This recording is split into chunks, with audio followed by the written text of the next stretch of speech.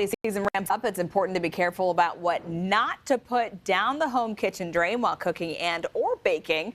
Ever heard of a fatberg? All right, I haven't, I have to admit, but it can wreak havoc on your homes if it happens. And joining us this morning to tell us all about the dreaded fatberg is Ashley Flintoff, Executive Director for the Friends of the Rouge. Thanks so much for joining us this morning. Thank you so much. So it's admittedly the first time I'm hearing this term. What is a fatberg? Yeah, I think it's the first time a lot of people are hearing the term.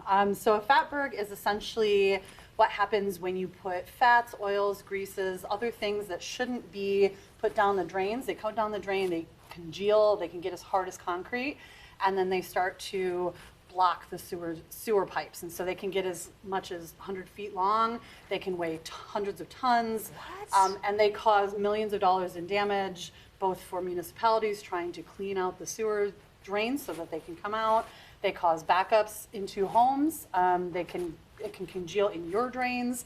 So it's really kind of bad all around. Like there's nothing good about these things. So, okay, so it's like an iceberg because it's under the surface. It's yep, the name actually comes from like fat and iceberg. Interesting. Yeah, so what are some examples of fats and greases and oils that you put down your drain that can do this? Sure, so everything from like cooking oils, like olive oil, safflower oil, those sorts of things, to if you're cooking turkey, if you're cooking bacon, anything that you're kind of cooking, anything that gets in the pan after you're done cooking. A lot of people just kind of go, oh, I don't want to deal with this. They pour it down the drain, and that's where we start to have problems. And so there's a lot of different things that you can do to avoid putting those down the drain and still kind of not have greasy pans sitting around forever. One of the things that you can do is let the grease or those fats cool a little bit. Put them in a container. I usually use an old takeout container. Throw it in the freezer. When the thing is full, then you can throw it away, but definitely don't put it down the drain.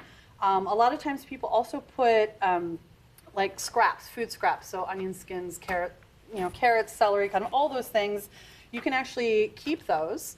I just keep a Ziploc bag in my freezer. Yeah, let's hold this up. Yeah, so absolutely. We can see so I just keep a bag in my freezer. Usually it's frozen, but it's a little unfrozen today.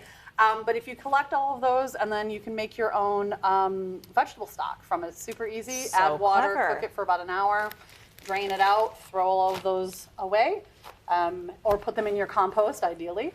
And then you have homemade vegetable stock as well. Yeah, and you mentioned quickly like just some of the damage that it can do to your home, and how much money are we talking? I mean, what does this look like? I mean, I think for your home, it can be tens of thousands of dollars if it gets too bad. When you're talking about a municipality, if like everybody is putting those fats and greases and oils down the drain, and they start to get to those like 100 feet long situations, it can be tens of millions of dollars for the municipality. It can take for a really long time to also do that because they're going to have to dig out those pipes, replace the pipes. The other thing that happens is in Metro Detroit, a lot of our communities have what we call combined storm sewer systems.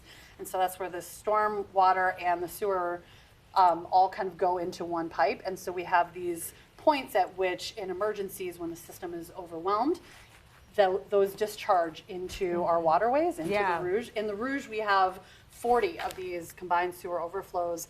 And so not only is this an issue when there's big rain events, but if we have these fatbergs, then these are also backing up the sewage system. This is raw sewage going into your water. Yeah, and this has an environmental impact as well, and wildlife. Huge, absolutely, so absolutely. Where can people learn more about your work? Sure, so they can learn more about our work at our website, www.therouge.org. Also, if you have questions about disposing of oils and greases, your local DPWs also generally have disposal days or ways that they can help you dispose of those things if you don't want to do it yourself, and also have a lot of information on those sites as well. So definitely check with your municipality. They have a lot of information. Well, this was really interesting. Such good information and important to keep in mind, because how many times have you kind of just like thought about tossing that down the drain from a frying pan? Thank you so much, Ashley, for coming in. Thank you so much. I appreciate it. All right, we'll be right back.